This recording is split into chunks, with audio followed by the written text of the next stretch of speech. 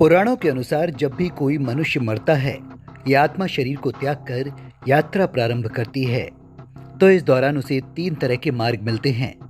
उस आत्मा को किस मार्ग पर चलाया जाएगा ये केवल उसके कर्मों पर निर्भर करता है। जो 3 मार्ग आत्मा को मिलते हैं वो हैं अर्ची मार्ग, धूम मार्ग और उत्पत्ति विनाश मार्ग। अर्ची मार्ग ब्रह्मलोक और देवलोक की यात्रा के लिए होता है, वहीं धूम मार्ग पितृलोक की यात्रा पर ले जाता है और उत्पत्ति विनाश मार्ग नरक की यात्रा के लिए है। हालांकि सभी मार्गों से गई आत्माओं को कुछ काल भिन्न भिन्न लोक में रहने के बाद पुनः मृत्युलोक में आना ही पड़ता है। अधिकतर आत्माओं को यहीं जन्म लेना और यहीं मरकर पुनः जन्म लेना होता है। यजुर्वेद में कहा गया है कि शरीर छोड़ने के बाद जिन्होंने तप ध्यान किया है वो ब्रह्मलोक चले जाते हैं, अर्थात ब्रह्मलीन हो जाते हैं। कुछ सत्कर्म करने वाले भक्तजन स्वर्ग चले जाते हैं। स्वर्ग अर्थात वो देव बन जाते हैं। राक्षसी कर्म करने वाले कुछ प्रेत योनि में अनंत काल तक भटकते रहते हैं और कुछ पुनः धरती पर जन्म ले लेते हैं। जन्म लेने वालों में भी जरूरी नहीं कि वो मनुष्य योनि में ही जन्म लें। इससे पूर्व ये सभी पितृलोक में रहते हैं, वहीं उनका न्याय होता है। आत्मा 17 दिन तक यात्रा करने के पश्चात 18वें दिन यमपुरी पहुंचती है। गरुड़ पुराण में यमपुरी के इस रास्ते में बैतरणी नदी का उल्लेख मिलता है।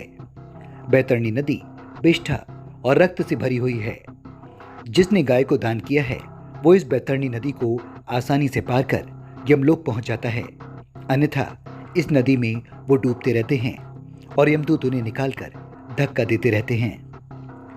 यमपुरी पहुंचने के बाद आत्मा पुष्पोदका नामक एक और नदी के पास पहुंच जाती है, जिसका जल स्वच्छ होता है और जिसमें कमल के फूल खिले रहते हैं। इस नदी के किनारे छायादार बड़ का एक वृक्ष है, जहां आत्मा थोड़ी देर विश्राम करती है। यहीं पर उसे उसके पुत्रों या परिजनों द्वारा किए गए पिंडदान और तर्पण का भोजन मिलता है, जिससे उसमें पुनः शक्ति का संचार हो जाता है। यमलोक के 4 द्वार हैं। 4 मुख्य द्वारों में से दक्षिण के द्वार से पापियों का प्रवेश होता है। यम नियम का पालन नहीं करने वाले निश्चित ही इस द्वार में प्रवेश करके कम से कम 100 सालों तक कष्ट झेलते हैं। पश्चिम का द्वार ऐसे जीवों का प्रवेश होता है जिन्होंने दान पुण्य किया हो, धर्म की रक्षा की हो और तीर्थों में प्राण त्यागे हों। उत्तर के द्वार से वही आत्मा प्रवेश करती है जिसने जीवन में माता पिता की खूब सेवा की हो, हमेशा सत्य बोलता रहा हो और हमेशा मन वचन कर्म से अहिंसक हो। पूर्व के द्वार से उस आत्मा का प्रवेश होता है, इसे स्वर्ग का द्वार कहते हैं। इस द्वार में प्रवेश होता है जो योगी, ऋषि, सिद्ध और समुद्र है। इस द्वार में प्रवेश करते ही आत्मा का गंधर्व, देव, अप्सराएं स्वागत करती हैं। माना जाता है कि जब कोई व्यक्ति मरता है तो सबसे पहले वो गहरी नींद के हालात में ऊपर उठने लगता है। जब आंखें खुलती हैं तो वो खुद स्थिति को समझ नहीं पाता है। कुछ जो होशवान हैं वो समझ जाते हैं। मरने के 12 दिन के बाद यमलोक के लिए उसकी यात्रा शुरू होती है। वो हवा में स्वतः ही उड़ता जाता है। जहां रुकावट होती है वहीं उसे यमदूत नजर आते हैं जो उसे ऊपर की ओर गमन कराते हैं। आत्माओं के मरने की दिशा उसके कर्म और मरने की तिथि अनुसार तय होती है। जैसे कृष्ण पक्ष में देह छोड़ती है तो उस काल में दक्षिण और उसके पास के द्वार खुले होते हैं, लेकिन अगर शुक्ल पक्ष में देह छोड़ी है तो उत्तर और उसके आसपास के द्वार खुले होते हैं। इसके अलावा उत्तरायण और दक्षिणायन का सबसे ज्यादा महत्व होता है।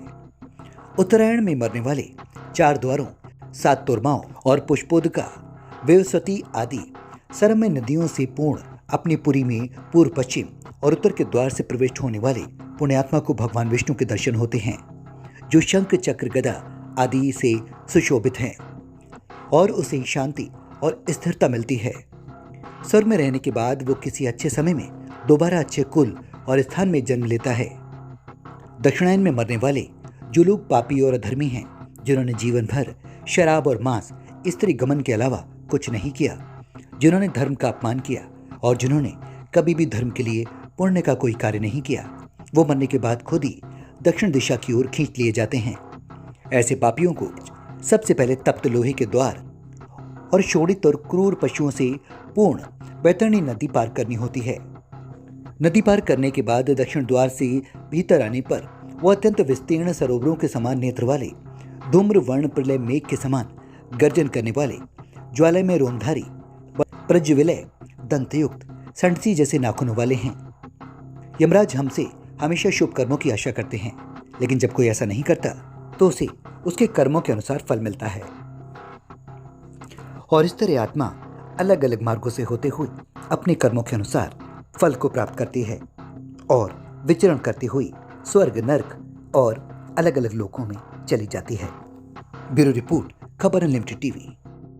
अगर आपको वीडियो पसंद आई हो तो लाइक करें, कमेंट करें और हमारे यूट्यूब चैनल को सब्सक्राइब करें और ज़्यादा से ज़्यादा अपने फ्रेंड्स और फैमिली मेम्बर्स में शेयर करें।